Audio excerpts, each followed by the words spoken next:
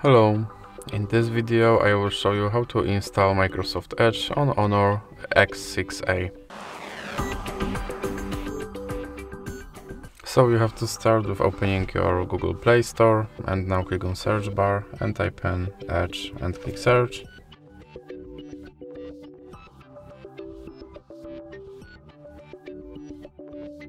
And click install.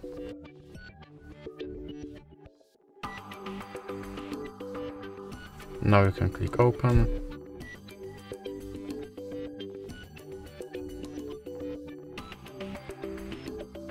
And here you can click skip introduction. Now you can set your Microsoft Edge as your default browser, or you can click not now. Here you can customize your homepage, or you can click not now. Now you can sign in to sync your data, or you can click not now. And here you have to confirm your data and privacy settings. And now your Microsoft Edge is installed and ready to use. So that's it for this video. If you liked it, please remember to leave a like and subscribe.